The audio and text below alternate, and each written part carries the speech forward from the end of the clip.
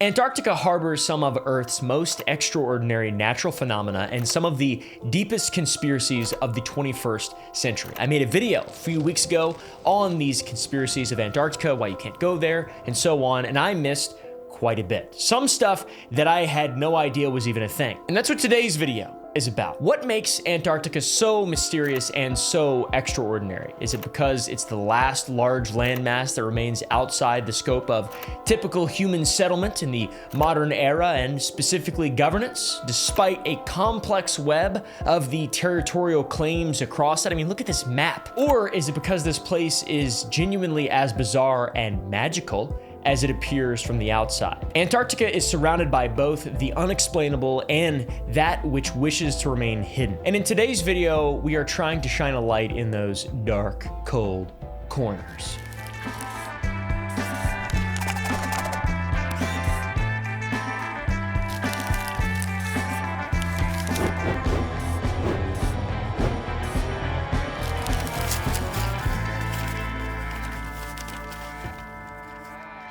Now let's talk about a guy who got murdered. That's right, I'm an adult man with my hat on backwards, sitting in a $1,400 Master Chief chair, talking about conspiracies and anomalies in Antarctica. Press the like button down below. Go to sour.gg, buy some candy. Or I'll kill a motherfucker. Hey, bitch.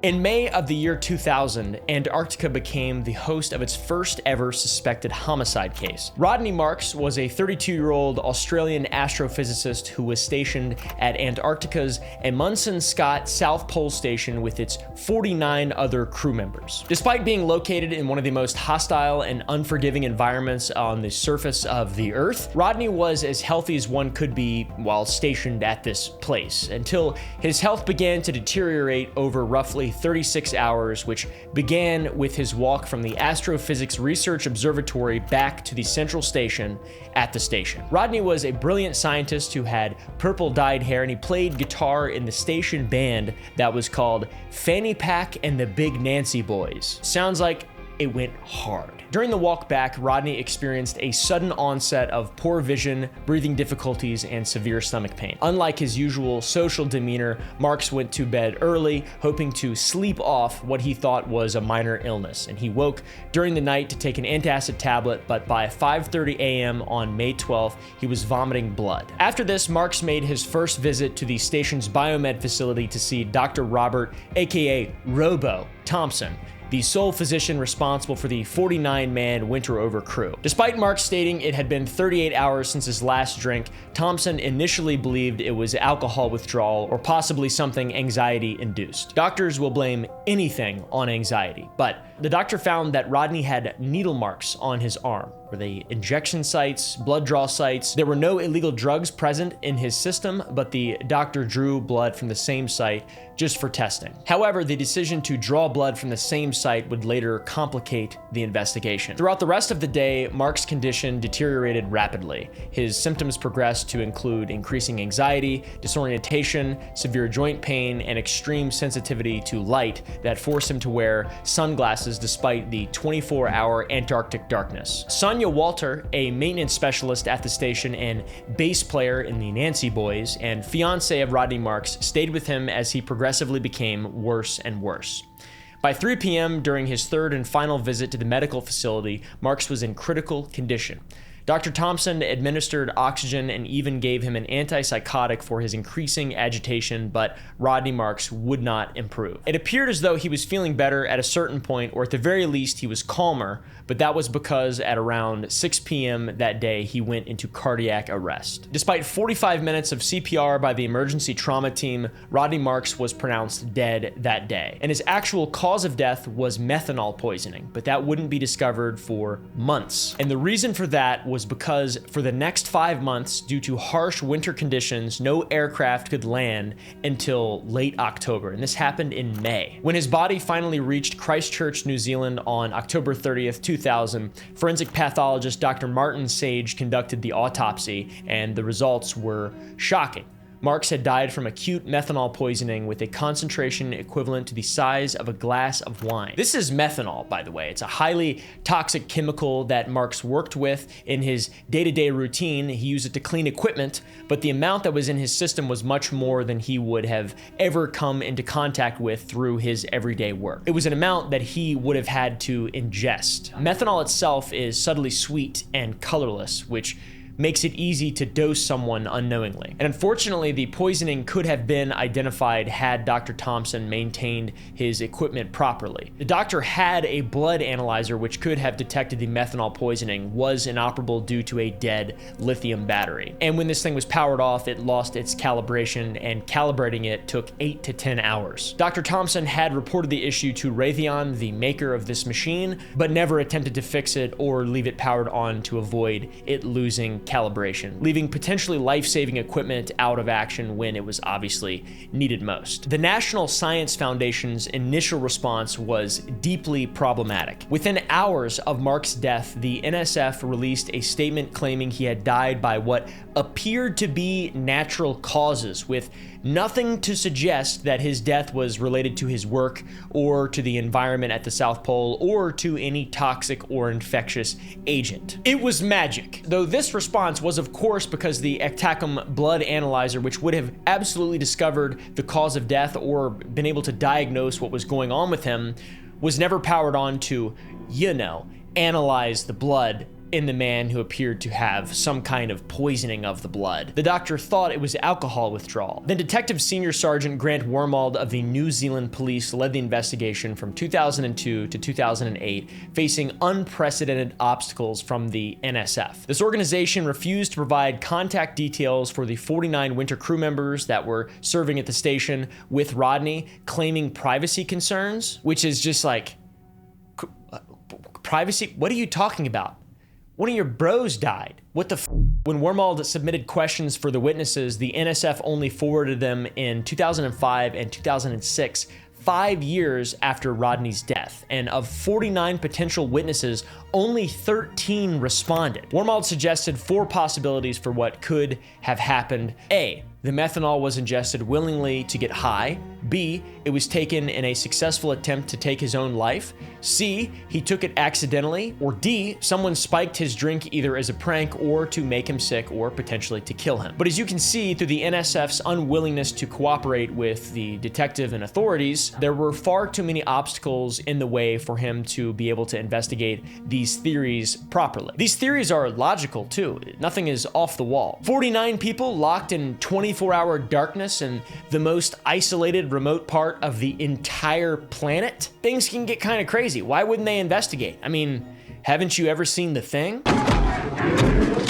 Then evidence contamination further complicated matters. Mark's living quarters and office were cleaned immediately after his death, with his personal effects thrown away in the trash. His workspace was known to be messy and contained about a dozen liquor bottles with other work-related bottles in the mix, such as bottles of methanol and ethanol, but that was also cleaned up. These spaces should have been marked off for investigation, and the facility management company, get this, Raytheon, reportedly had requested them to be marked off for investigation, but either the crew didn't see this or they didn't care to follow the request from Raytheon. No forensic protocols were followed and no crime scene was preserved. Perhaps most suspiciously, Dr. Thompson, the station physician who treated Marks, disappeared after giving a single statement in 2006 and has not been located since. He seems to have completely fallen off the grid. So, this whole thing reeks of a cover-up. Was it one? I don't know. Some people seem to think that it's possible. We mentioned 4 potential explanations for the poisoning from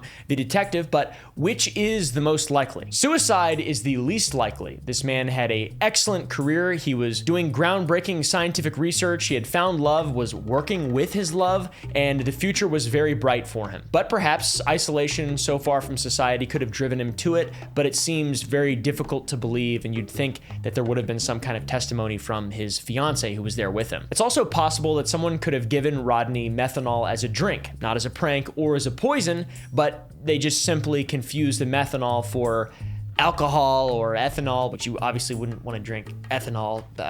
It's used as an ingredient in distilling moonshine in the base. I don't know, maybe they thought it would get, I'm not sure. It seems unlikely as well. Maybe he accidentally did this through self-poisoning, some home brewing mishap, or a lab accident. Anything could be possible in regard to this, but it's somewhat unlikely given Mark's expertise and knowledge of chemical dangers. This seems like something I would do, not something a genius stationed in Antarctica would do, an astrophysicist. You know what I'm saying? Alcohol and mix-in alcohol accidents are more likely, I would say, than the other things, but to become so reckless with a dangerous chemical while at a scientific research facility, to me, seems quite far-fetched. And obviously murder cannot be ruled out. There are too many factors that make the entire situation seem suspicious or smell a bit fishy. You've got the isolated environment, the suspicious behavior from the NSF and personnel, the lack of working with the investigation, the obstruction of the investigation, it seems. Like, this just wouldn't fly anywhere else. It's because it's in such a remote area. Also, Dr. Robo Thompson's disappearance. But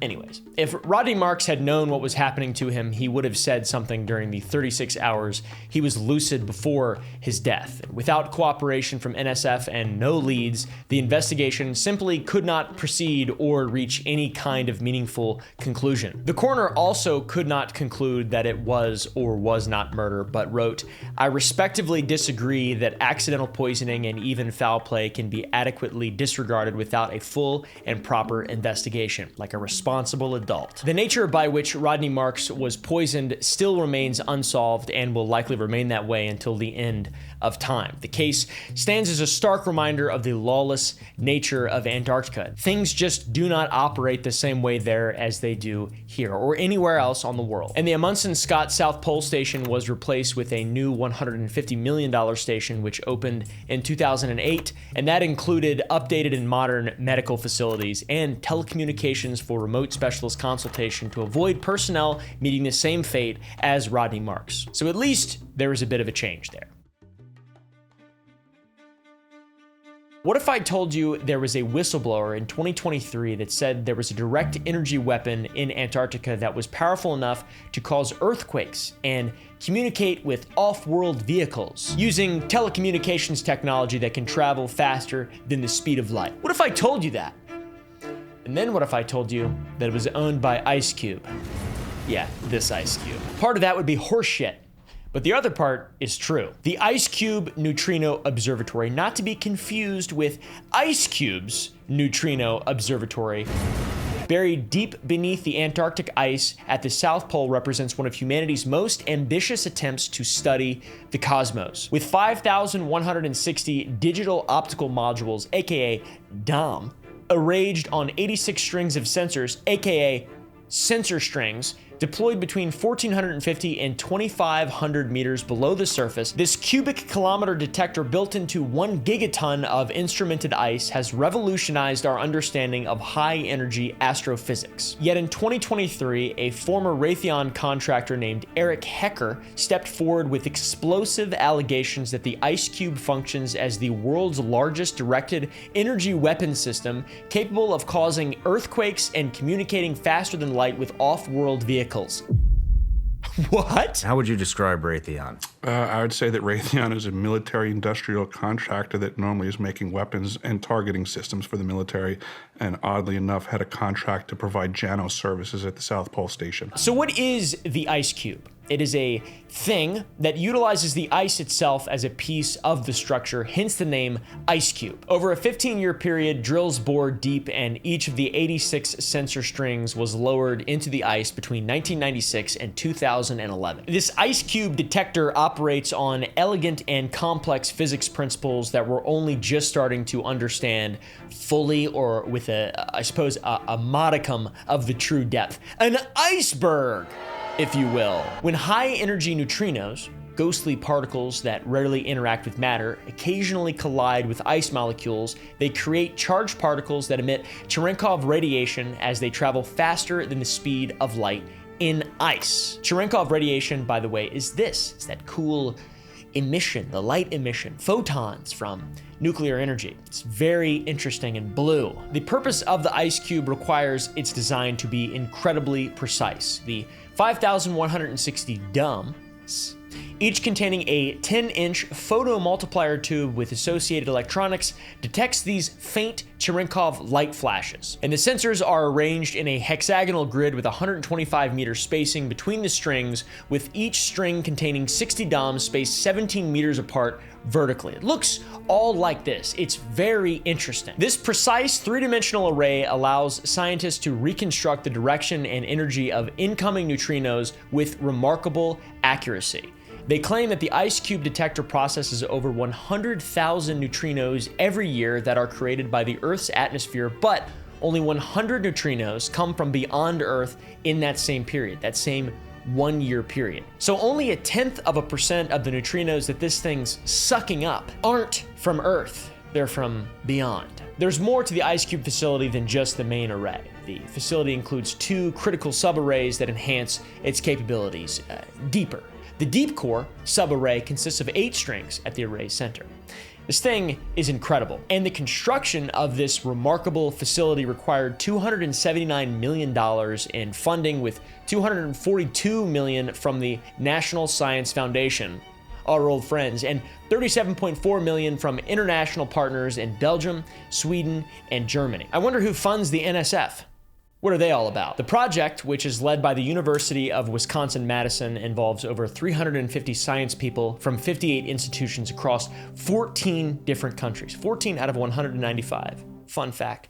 There's 195 countries. 194 when I get done with them. Since its completion in 2010, the IceCube has achieved groundbreaking scientific discoveries. For example, the first detection of high-energy astrophysical neutrinos in 2013. Identification of the first neutrino source, which is Blazer TXS 0506 plus 056. 2017. Then observation of the glacial resonance event in 2020, and creation of the first neutrino image of our Milky Way galaxy in 2023.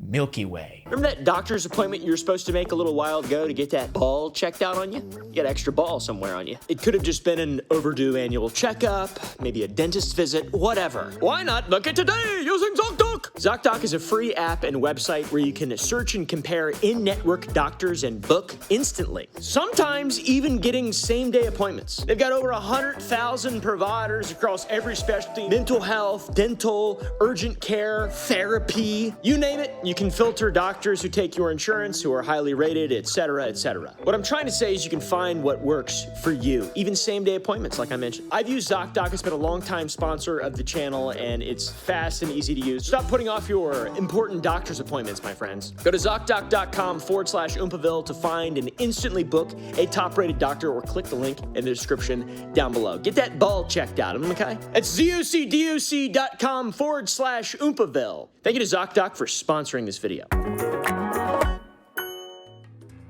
Eric Hecker, who worked as a firefighter and plumber for Raytheon Polar Services Company at the South Pole Station from October 2010 to 2011, claims his role provided him unrestricted access to the facility. And this, my friends, is our guy. On June 12, 2023, he presented testimony at Dr. Stephen Greer's Disclosure Project National Press Club event. The IceCube neutrino detector is presented as a passive listening device for the purposes of the science as presented.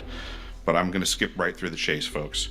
I have provided documentation that proves that the 5,160, what they call DOMs, that are embedded in the ice can actually transmit at 2,047 volts each. That gives us a long list of things to consider. Dr. Stephen Greer, by the way, a foreign intelligence asset, it seems like. But he claims the 5,000 DOMs can transmit at 2,047 volts each, making it a direct energy weapons platform, as well as essentially an air traffic control tower for faster than light vehicles, aka aliens, dude. Holy shit, it all comes full circle. Where's the relic at? Where's the holy relic at? I don't know where the holy relic is. Oh, wait.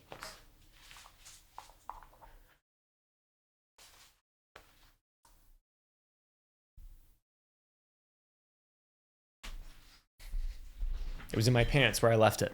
Eric's most shocking allegations concern the February 22nd, 2011 Christchurch earthquake that killed 185 people. Hecker claims that the 6.3 magnitude disaster was friendly fire caused by IceCube's first activation as a directed energy weapon. Unfortunately, when they first fired it up, that was when we had the earthquakes in Christchurch, New Zealand. There was 2 incidental shots before they were able to target it correctly.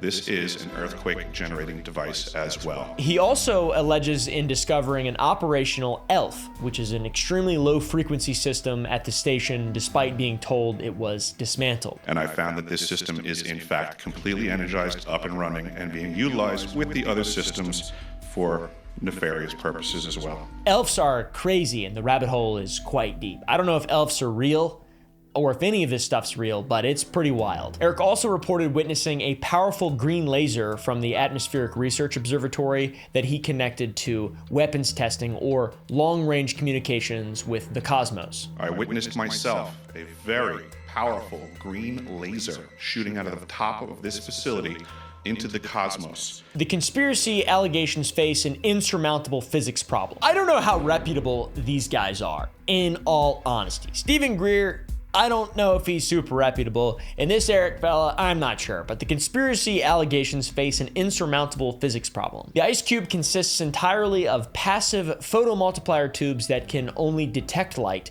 and not generate it. Or at least, that's what they're telling us. The sensors are designed to register single photons from Cherenkov radiation. They don't have any mechanism to produce energy beams, directed or otherwise, and the DOMs are buried 1.5 to 2.5 kilometers in solid ice, making surface energy projection physically impossible even if they could generate energy. Or at least that's what they tell us. Eric Hecker went on Sean Ryan's show to share this epic message as well. Is he exposing a conspiracy, or is he a part of a psyop aimed to stir further conspiracy about things that are completely meaningless? Because what are we even supposed to do about something in Antarctica, right? Who cares, dude? It's like, what? I can't go there. For one, not because they don't want me to go there, but just like, how do I even get there? Where is that? It's far away, dude. And it's cold as shit. It's cold as shit. I'm not going there. I don't give a Give me a conspiracy local. Give me a local government conspiracy. I can just walk up to somebody and fucking shoot. No, I'm gonna cut that out. No, I'm not gonna do that. Don't, yeah. Give me a conspiracy that can be solved with violence.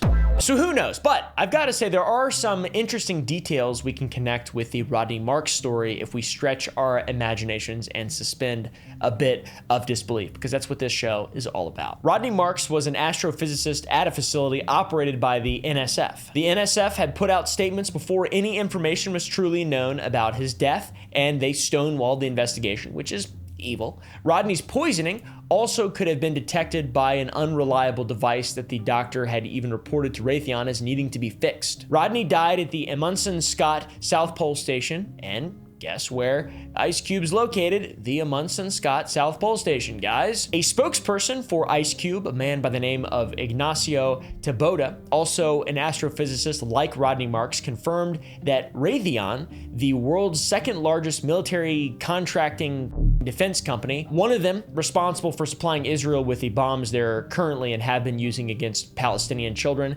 had been a contractor for IceCube. But Raytheon seems to contract for maintenance and logistics of the station, and there is no real evidence to suggest that they influence the design or construction or operation of the IceCube up there, all right? They're more into bombs, less into direct energy weapons. The allegations against the IceCube follow a similar pattern that we see with other research facilities, notably the HAARP, the High Frequency Active Auroral Research Program that's in Alaska. This is also a massive rabbit hole. HAARP, if you didn't know, transmits radio waves to study the ionosphere, but conspiracists, people like, not like me, claim that it controls the weather. Are these conspiracy theories based in reality? Some people seem to think they are. If I was an evil genius, I would probably put my earthquake machine and my weather manipulation machine in areas of the world that are hard to get to by normal lazy people like me. Not if I was an evil guy, but if I was like normally me, I'd be like, I don't want to go, that's too far away, it's cold up there. Come on now, I don't give a f. What are we going to do? March on it? What are we going to do? What are we going to change that with violence? No, we're not going to do that.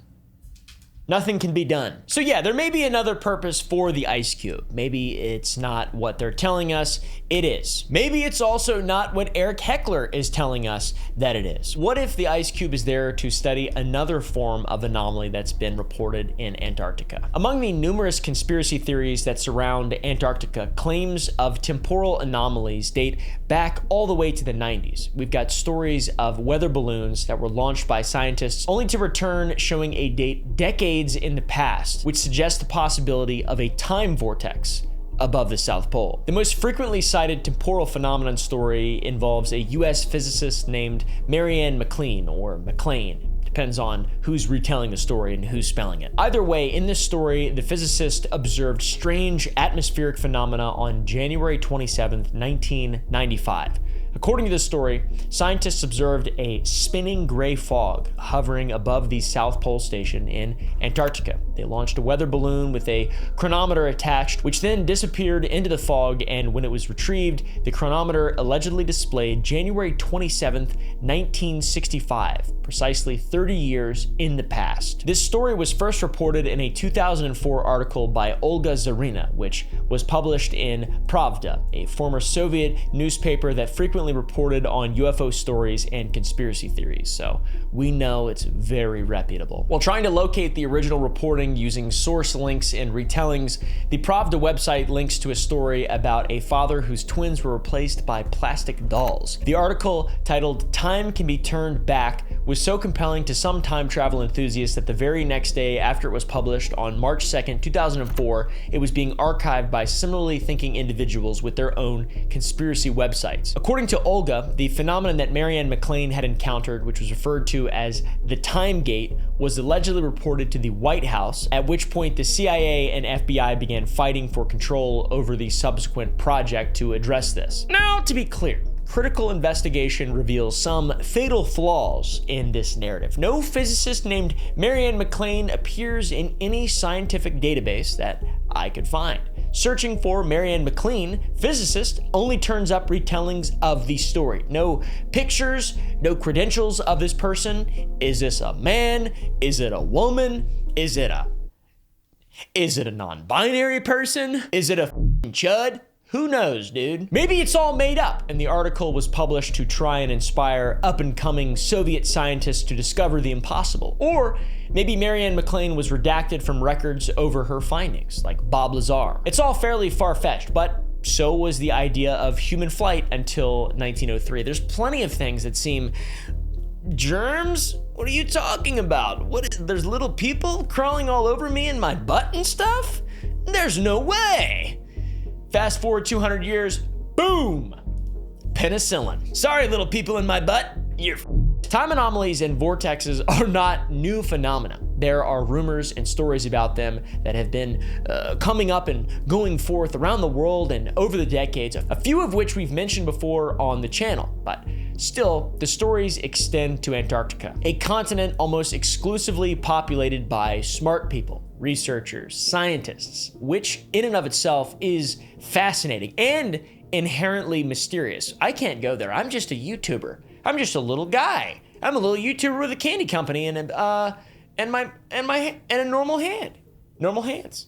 I'm just a little random guy. While weather balloon time travel stories lack some credibility, the Antarctic Impulsive Transient Antenna has detected genuinely puzzling phenomena that cannot really be explained. It's kind of freaky. Take Anita, for example. Not my whorish aunt, but a balloon-borne detector searching for ultra-high energy neutrinos and subatomic particles from 37 kilometers above the ground. This thing recorded anomalous events suggesting particles traveling upward through Earth, something that shouldn't even be possible. This happened recently, by the way, and these were cosmic rays that would usually be detected from space, but they were coming from below the horizon, aka from the ice. Now, I've already mentioned The Thing.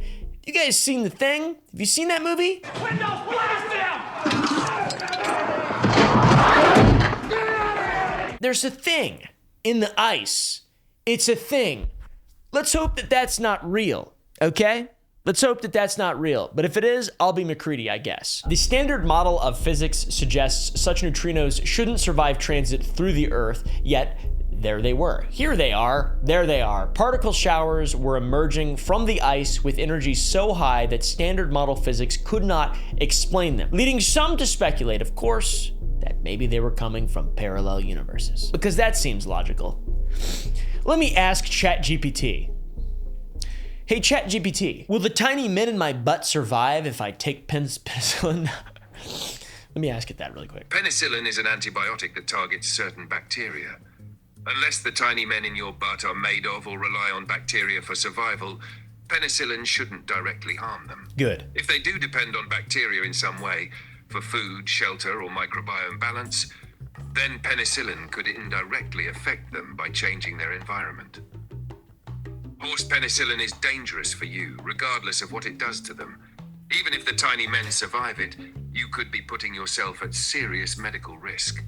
If your main concern is their survival, the safest path is avoiding antibiotics unless you've been prescribed one by a doctor for an actual infection. Thank you for respecting the real, verifiably real, biological proof of the tiny men in my butt.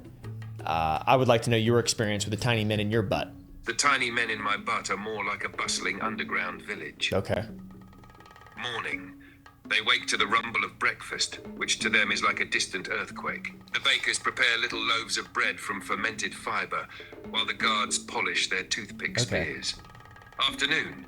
They patrol the Great Tunnel, checking for sudden flood events. Young daredevils practice vine swings from hair to hair, hoping to join the elite turd surfing corps one day. Evening. They gather around bioluminescent fungus lanterns, telling stories about the legendary neighboring butt that once flooded so hard it carried a hero all the way to the porcelain sea. Thank you. Anyways.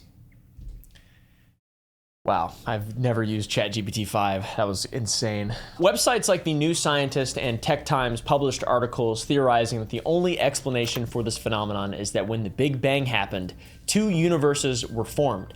Ours and a sister universe that runs in reverse, aka time runs backwards in that universe. Now, one Antarctic research facility did chime in to dispel this experiment and disprove the theory that there's an inverse reality to ours. What facility was that? The IceCube. After hearing the reports that these anomalous neutrino particles were detected by Anita, IceCube, a facility designed to detect neutrinos, revisited its data to see if they detected similar events, and an article was published on icecube.wisc.edu that claims to rule out the explanation of Anita's findings, stating that they didn't detect this after running 3 searches through their data, trying to emulate the process Anita had undergone when they made their discovery. Essentially what they're saying is you couldn't have detected this if we didn't. If we didn't detect it, it doesn't exist. Well, in the prequels, when Obi-Wan Kenobi went to the Jedi archives to ask the librarian for help finding Kamino, it wasn't recorded and therefore didn't exist. But in the prequels, Kamino did exist. And life is like the prequels. The mundane explanation that emerged was that these neutrinos were simply reflected off the ice into Anita's butt, which then made it seem like they were coming from Earth, despite Peter Gorham, one of the researchers who made the discovery, an actual participant in the Anita experiment, saying that it was not reflected at all. It was a new class of deep penetrating particle, more penetrating than a neutrino. It could indicate that we're actually seeing a new class of subatomic particle that's very penetrating, even more penetrating than a neutrino, which is pretty hard to do. This particle would be passing through almost the entire Earth. So this could be an indication of some new type of physics, what we call beyond the standard model physics. Which is revolutionary if so. And by revolutionary, I don't mean it affects me in any way at all, or you. Press like. The Pierre Auger Observatory in Argentina also sought to explore these findings by revisiting their data over an even more extended period from 2004 to 2018. And while they concur with the findings of the IceCube, they said that they did detect one anomalous event that matched the findings of Anita. And that event was ruled out as having reasonable room for error or it being a false positive. What's real anymore, dude? I don't know. All I know is these IceCube people are creepy and they're freaking me out and I'm not having fun anymore with them. The isolation of Antarctica creates unique psychological challenges that medical researchers have extensively documented. A syndrome called winter over syndrome is the term that has been coined to describe the cluster of symptoms that many people experience while trapped in Antarctica's dark and cold winters. So what exactly is winter over syndrome? During these winter months, the period from March to October, when conditions are so harsh that there's no travel to or from the continent, winter over crews are more isolated than ever. Long periods of darkness and extreme temperatures can confine crews to their bases, and supplies are finite as no resupply is possible, evacuation is impossible, and communication to the outside world, while much improved in recent years, can still be spotty if equipment isn't properly maintained or malfunctions. And this is the reason from the previous story that Rodney Mark's body wasn't transported to the mainland for months, because it was winter. Antarctica is like being in a space station without the novelty of zero gravity. You look at the same walls, filled with the same faces, you have little privacy. It can be a test of your mental limits and your ability to adapt and overcome stressful situations. Antarctica serves the European Space Agency as what's referred to as the White Mars Project, which, if you couldn't tell from the name, is an analog environment that they could use to study long-duration space mission psychology, providing the closest thing to a one-to-one test of a manned mission to a planet like Mars. So space agencies are using time in Antarctica to test the limits of human resilience for space travel, which is literally the final frontier. That's what people say. I don't know if it is. So for researchers and scientists going to Antarctica who aren't preparing for interplanetary travel, I'm sure it's tough being up there. It is an incredibly challenging time for many members of Antarctic research crews, leading to many reports of degrading mental states over these extended periods, where you could be subjected to up to 6 months of total darkness during which the sun never comes out. And the symptoms that one may encounter when they begin experiencing winter over syndrome include, but are not limited to, the following: depression, irritability, aggressive behavior, insomnia, inability to concentrate, memory issues, changes to thyroid hormone functions, fugue states called long eye or the Antarctic stare. Huh?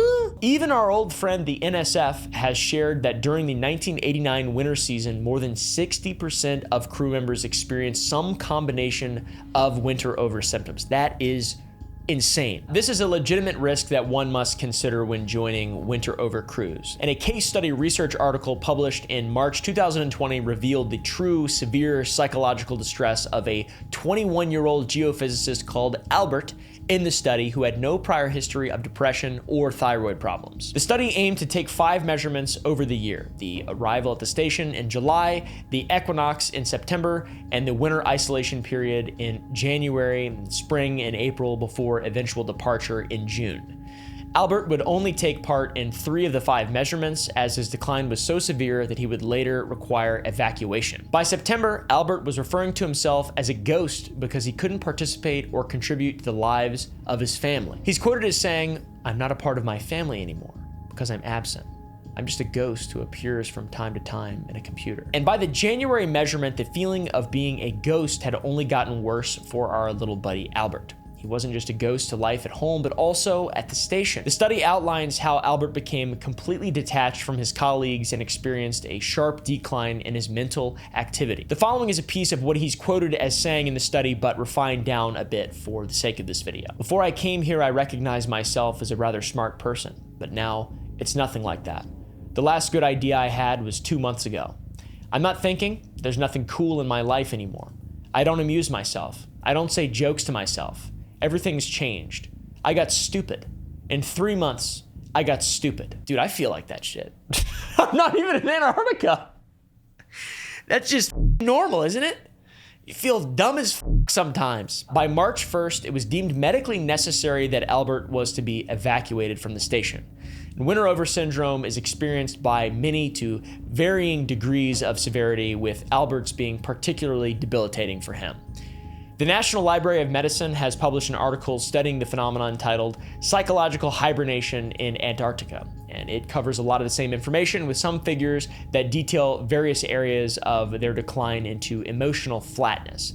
Evacuations like the one Albert required are No joke. Even just a few days ago, on the 5th of August, an emergency evacuation had to be performed to recover 3 individuals from the McMurdo Research Station, which, by the way, is where the thing takes place. A Royal New Zealand Air Force crew flew a C-130J Hercules 2,400 miles in 20 hours past the point of no return to recover these 3 researchers. Because of polar night, the period of absolute pitch black darkness, they had to wear night vision goggles at points of the trip and refuel on the ice with the engine still running to prevent freezing in the negative 11 degree Fahrenheit temperatures.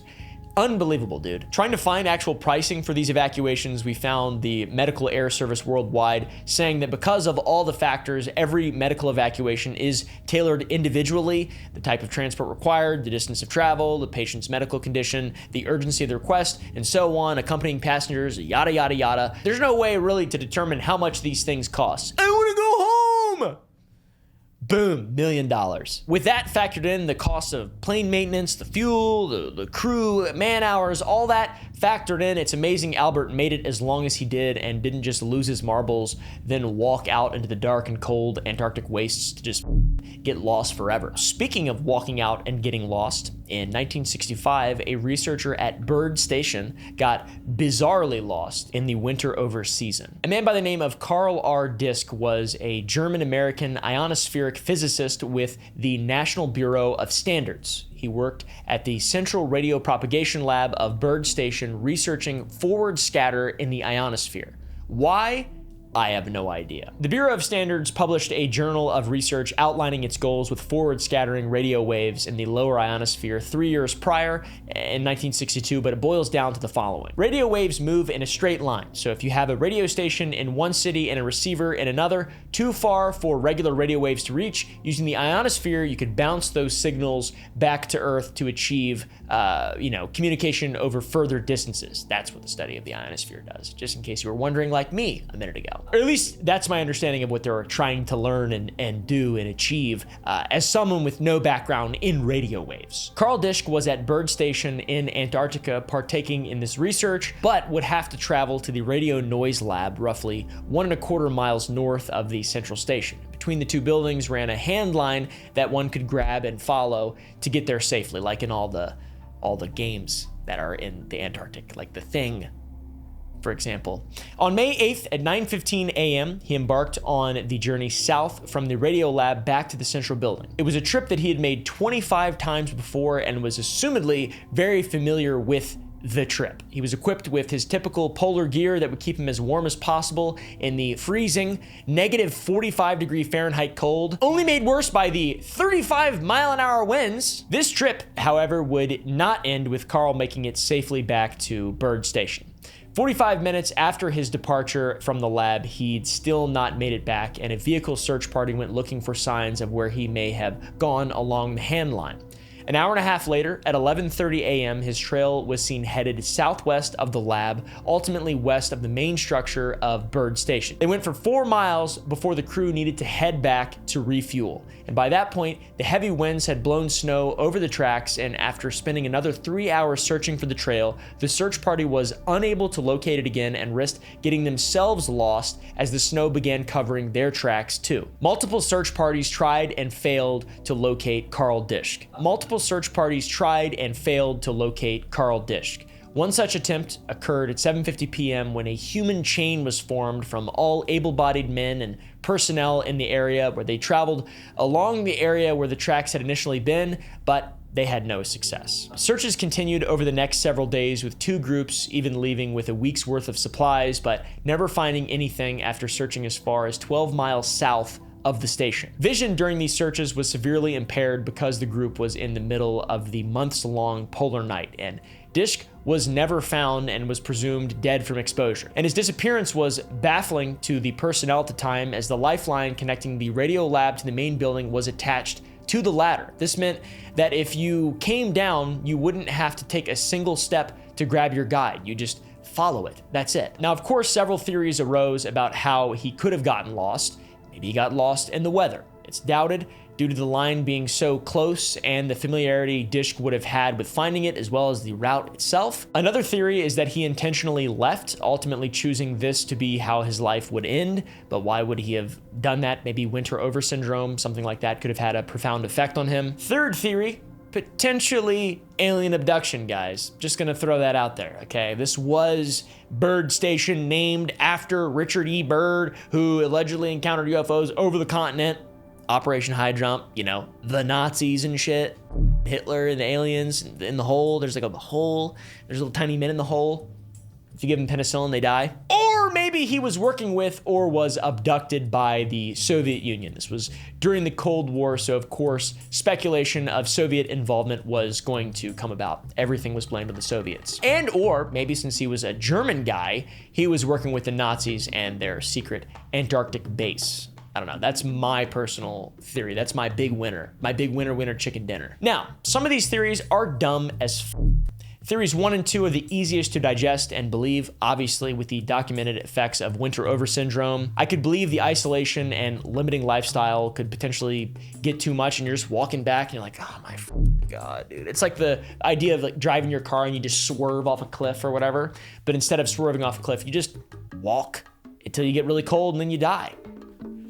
It happens. It could happen. Either way, winter over syndrome is f***ed up, and I'm convinced that it is an inspiration behind The Thing, John Carpenter's The Thing, one of the greatest movies of all time. In my opinion, the greatest movie of all time. You see, by 1982, researchers had spent decades documenting how Antarctic isolation triggers depression, paranoia, cognitive impairment, and what they call the Antarctic stare, which is a dissociative fugue state where individuals gaze blankly into the distance. Even before the official study of winter over syndrome and nearly a century before the 1982 release of John Carpenter's The Thing, it was being documented. If you look at it this way, the film's psychological progression tracks with winter over syndrome's documented stages. Consider the syndrome's primary symptoms: paranoia and mistrust. These things develop progressively. Then there's cognitive impairment, which affects decision-making, sleep disturbances, which heighten stress responses. And if we examine the narrative of The Thing, we have MacReady's increasing paranoia, Blair's violent cognitive breakdown, the crew's escalating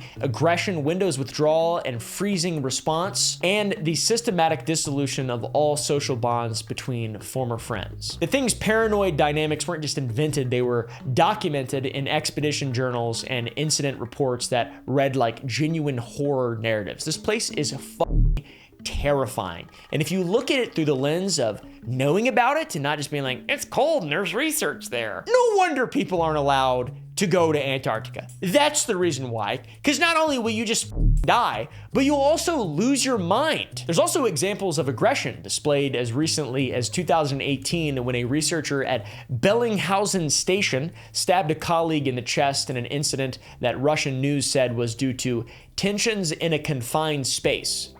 But I like a story from the 1890s even more. Dr. Frederick Cook first documented winter over syndrome's symptoms during the Belgica expedition of 1897 to 1899, observing how 13 months trapped in Antarctic ice completely transformed himself and his companions. The crew, including members from Belgium, Norway, Russia, Romania, and America, was commanded by Adrien de Gerlache, with Ronald Amundsen as his first officer. Though the trip was delayed as the expedition's physician had resigned, making room for Dr. Cook to join the expedition. That's why he made it there. They'd made it about 90 miles into the ice before the ship became stuck, and attempts were made to free the ship, but for 13 months, all attempts failed and they simply drifted with the ice. The group became filled with melancholy and dread as days became shorter until eventually the sun set for the last time, leaving them in 70 days of perpetual darkness, during which time the crew were driven to near madness. Commander de Gerlache began to doubt his decision-making, and the crew was equally resentful of the choices he'd made to land them all in this situation. And only a couple of those on board viewed their current circumstances as a challenge that could even be overcome. First mate Roald Amundsen and Dr. Frederick Cook were those men. The two became close friends, and while Amundsen used the time to explore, exercise, and plan, Cook was tending to the needs of the crew and exploring when the opportunity arose. They were perpetually cold and crowded together, becoming more and more insane every single day. Dr. Cook would interview each and every member of the crew, trying to determine the source of the discontent from a doctor's perspective to try and find a remedy, but they couldn't. Cook called it polar anemia, but today we call it winter over syndrome. It seemed like what the men needed more than anything was for their minds to be taken off the desperate situation they found themselves in, and they needed a distraction. Cook, fortunately, was sound of mind enough to organize card games, which would help temporarily, but their situation would become progressively more dire. Talks of abandoning the ship circulated, but where would they escape to? Where would they go to? Who would they turn to? The ship was their only hope. But hope seemed as far away as every corner of the globe those held within it were from. Eventually, after much grueling time, the ice had drifted towards opportunity. Open water appeared in front of the ship. This was not easily reached, however. It took a month of working day and night, sawing, blasting, and hacking at the ice to clear a channel large enough for the Belgica, I don't know how to say it, to pass through. Belgica. I don't know, dude. Who cares, by the way? Comment down below. Engagement. Now, in spite of his efforts to hold the crew together, which were mainly the reason they did make it, Dr. Frederick Cook isn't talked about in history much, except for the controversial claims of reaching the North Pole, but nothing really about his Antarctic expedition. The strait they had navigated was initially named after the ship, the Belgica Strait, but was later named after the commander, Adrien der Gerlache, as the Gerlache Strait, which I like Dr. Cook, to be honest. And obviously, First Mate Roald Amundsen is half the namesake for the South Pole Station Amundsen Scott, the same base where Rodney Marks died, and now the alleged home to the direct energy weapon that Eric Hecker has blown the heckin' whistle on, dude. Now, are we pointing out that this story of winter over syndrome has a tie-in to Amundsen Scott South Pole Station to suggest a conspiratorial link between all these stories?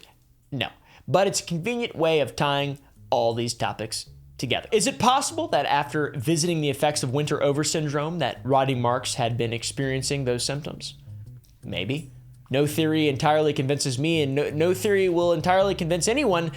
We should just have done it correctly. The investigation, that is, the NSF. I mean, it seems like an easy one to solve, but maybe not. Everything's been destroyed, unfortunately. What if the real conspiracy isn't about cover-ups or secret weapons, but rather about something far more terrifying? The documented fact that Antarctica systematically breaks the human spirit. When 60% of winter over personnel experience psychological breakdowns, when researchers disappear into the ice, when scientists die under mysterious circumstances, we don't need aliens or government plots. We have something provable that is far scarier.